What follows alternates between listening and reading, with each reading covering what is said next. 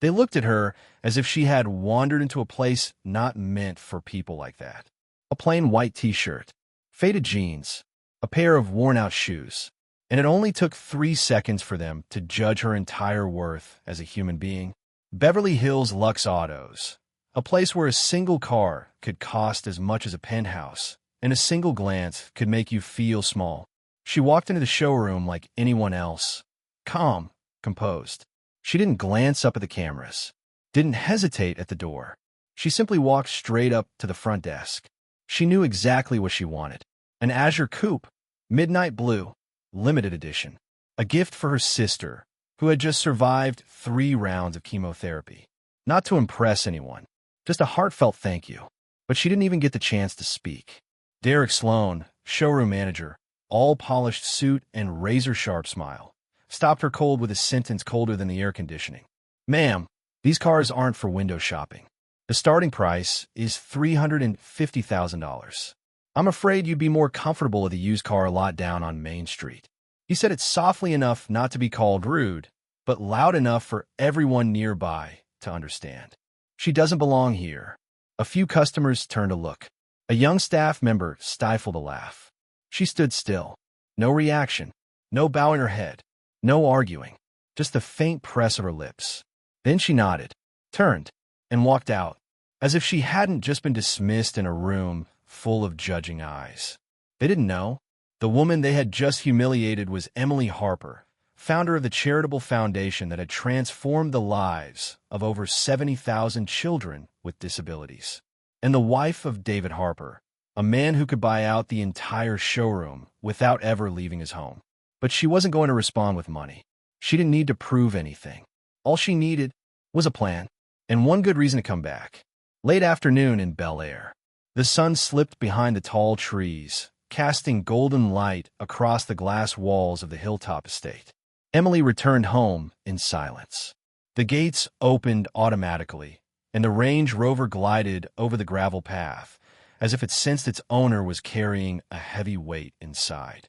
She didn't turn on any music, didn't make a phone call.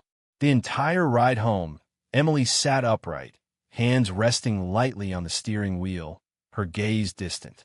In the rearview mirror was the reflection of a woman who had just walked out of a place that refused to acknowledge her, simply because she hadn't displayed her status. David Harper's office was on the top floor, a space filled with natural light, its windows overlooking the city skyline. It was where he usually spent hours managing his company, negotiating $100 million deals. But this afternoon, when he heard the door open, David rose from his desk without hesitation. He turned around and saw Emily walk in. He didn't need to ask. He already knew something was wrong. Emily sat down on the leather chair by the window. She looked up at him and gave a faint smile, polite, but unable to hide the wound underneath. "I was just refused service at Beverly Hills Lux Autos," she began, her voice disturbingly calm. "Because I wasn't dressed like someone with money." David didn't interrupt. He sat across from her, fingers laced together. There was no anger in his eyes, only full attention. Emily recounted every detail. How Derek Sloan had looked at her. How his voice dripped with disdain, despite the thin veil of polite professionalism. The indifferent glances, the smirch from the other staff, and the cold atmosphere. A place that should have been about commerce, but had instead become a stage for prejudice. "The funny thing is," Emily said, still looking out the window, "I'm not even angry with myself. I'm used to being judged by appearances. But I kept thinking about those who can't just walk away like I did. People who will carry that wound for the rest of their lives. I can leave, call another car, or go to another showroom. But they can't." David said nothing. He knew when Emily spoke in that tone, she meant every word. She didn't need someone to retaliate for her. She needed something deeper, a response strong enough to shake a system that only believed in what it could see. He stood up, walked to his desk, picked up a tablet. His fingers glided over a list of partnerships, luxury dealerships, and the stakes he owned in the automotive industry. A few taps, and Beverly Hills Lux Autos could vanish. "I could buy the entire chain. Fire every last one of them," he said flatly, like quoting the terms of deal. Emily shook her head. "I don't want them gone. I want them to learn what they failed to see today. She paused. Do you remember that young employee named Daniel? He was the only one who asked me what I wanted to see. He didn't laugh, didn't doubt. He just listened. He deserves to know that kindness matters. David turned back to look at his wife. His eyes softened. He understood. Not revenge, revelation. Not punishment, but truth. Then tomorrow morning, he said, I'll go there, but not as a regular customer. Emily smiled, this time a genuine smile. Just be on time. And don't forget to wear the suit I like. 10:01 a.m. In front of Beverly Hills Lux Autos, a midnight blue Rolls-Royce Phantom, limited edition, pulled up quietly. The sunlight reflecting off its flawless coat made the entire showroom fall into stunned silence, if only for a few seconds. The chauffeur stepped out, gloved hands pristine white, and opened the rear door with practiced precision. From within the car, a man stepped out, tall, commanding, impeccably dressed in a charcoal gray bespoke suit, gleaming Italian leather shoes, his gaze sharp and composed. He didn't need an introduction. The sheer presence in his stride demanded the attention of everyone in the room. Derek Sloan, the showroom manager, instantly realized this was no ordinary customer. He adjusted his tie, hurried out to greet the man with his most polished smile. Good morning, sir. Welcome to Beverly Hills Lux Autos. I'm Derek Sloan, head of luxury deliveries. It's an honor to be at your service. The man came to a stop, looked him straight in the eye, and interrupted with a low, clear voice. I'm here to complete the transaction that my wife was denied yesterday. The entire showroom fell into a hush. The man's calm demeanor, and the two words, my wife, echoed like a thunderclap through the air. He was David Harper, the man half of Beverly Hills scrambled to get an appointment with. And Derek, once so arrogant, so quick to judge, now stood frozen, his apology caught in his throat, unable to form a single word. And this, it was only the beginning. The air inside the showroom was thick with tension. Staff held their breath. A few customers browsing vehicles stopped in their tracks and turned to look. No one spoke, but everyone knew. The man who had just walked in wasn't there to buy a car. He was there to hold up a mirror. For every single one of them, David Harper took 2 more steps. His gaze settled on the midnight blue Azure coupe at the center of the showroom. He spoke slowly, every word deliberate, as if he wanted each person to hear him and truly listen. My wife came here yesterday. She was turned away because of how she was dressed. She was invited to leave because no one believed she could afford a car from this place. I don't blame you for not recognizing her, but I do feel responsible for showing you what exactly you got so wrong. Derek stood frozen. His hand trembled slightly. His eyes darted around, searching for a response, but no words were enough. David stared straight into his eyes. Her name is Emily Harper. She is the founder of the Harper Hope Foundation, a charity that has provided support for over 70,000 children with disabilities around the world. She doesn't need to prove anything. But yesterday, you made her walk away in silence because of your prejudice. He turned to Richard Mason, the executive manager of the showroom, who had just stepped out of his office, drawn by the heavy air outside. You're the one who runs this place. I don't need you to apologize to my wife. I need you to take a hard look at your training protocols, your company culture, and what you actually believe about your customers. Richard's face went pale.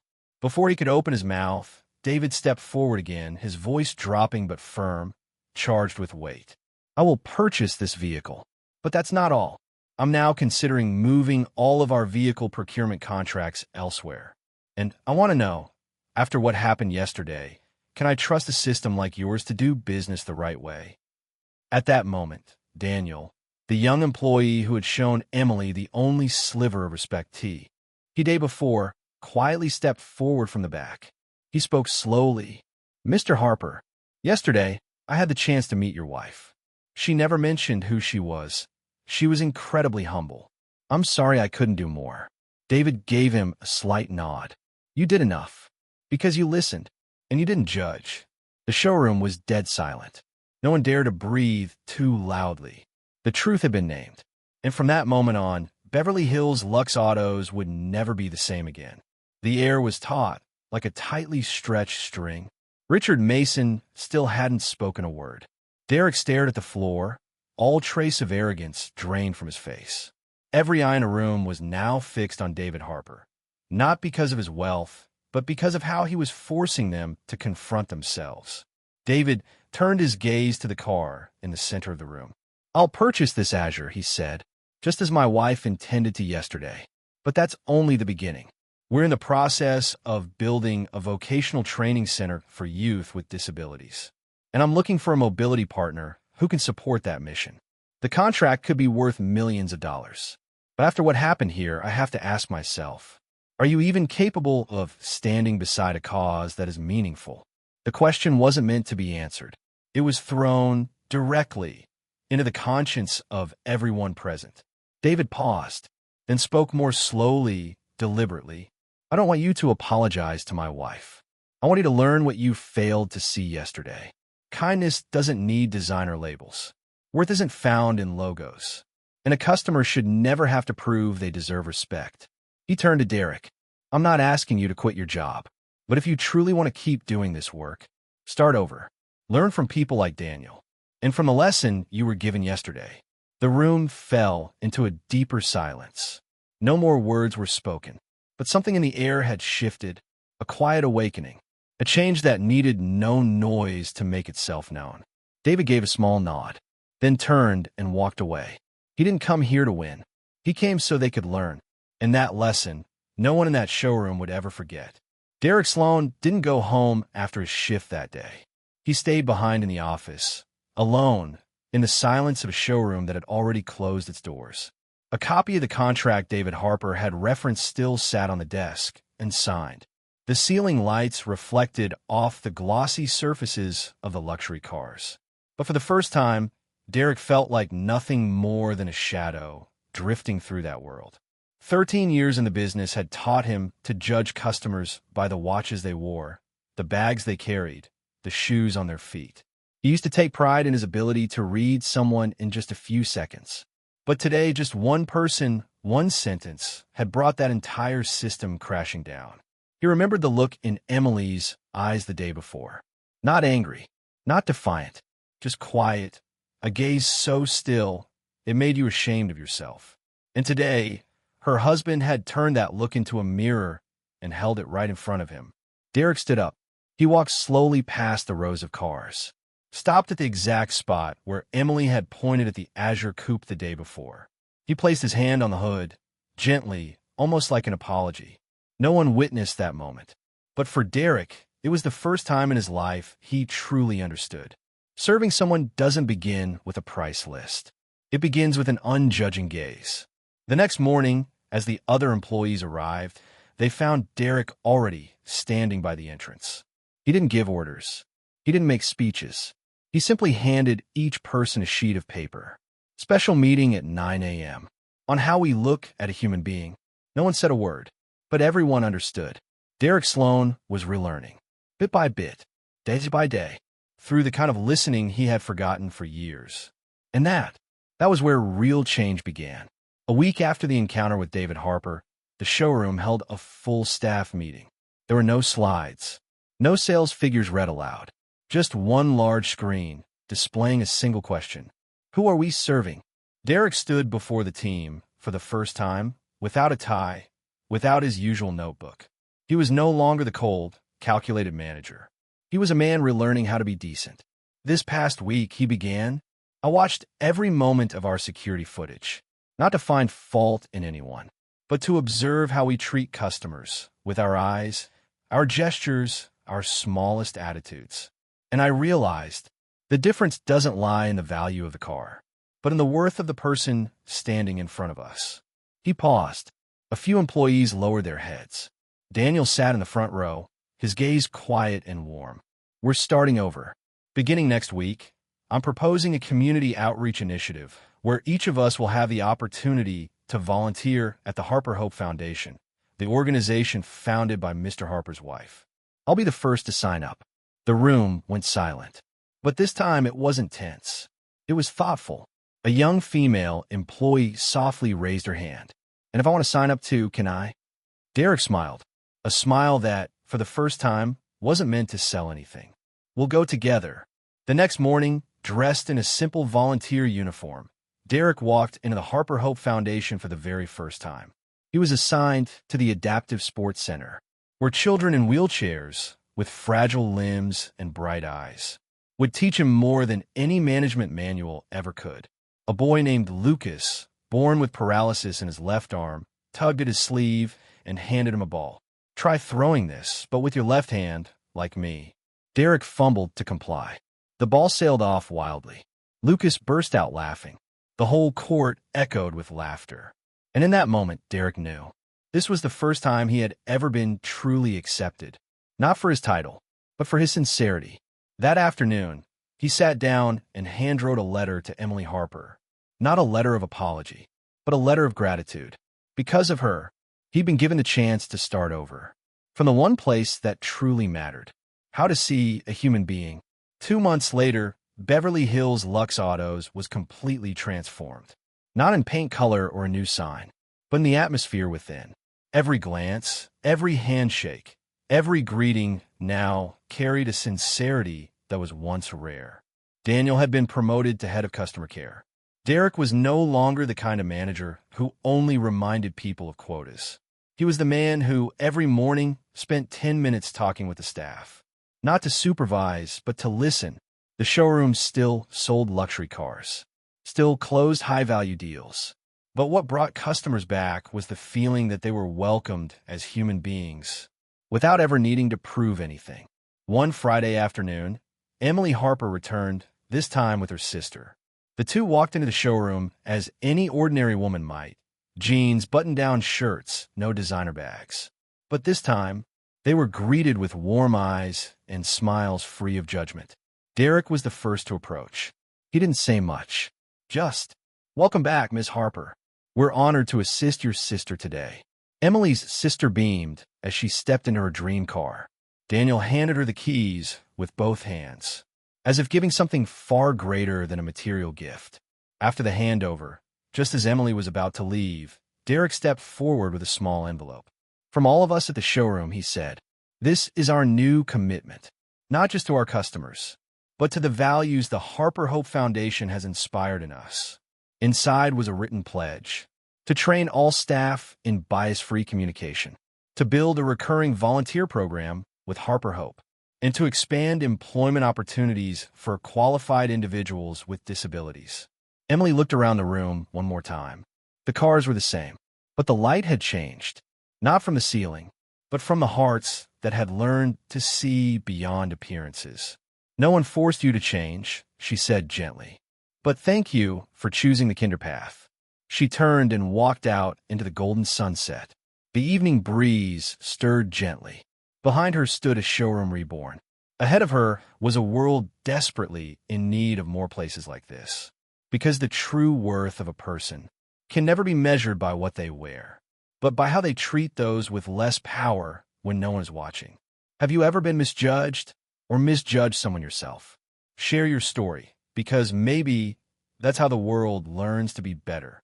She only wanted to buy a car for her sister, but what she received was disdain, not because she said something wrong, but because she didn't look the part of someone wealthy.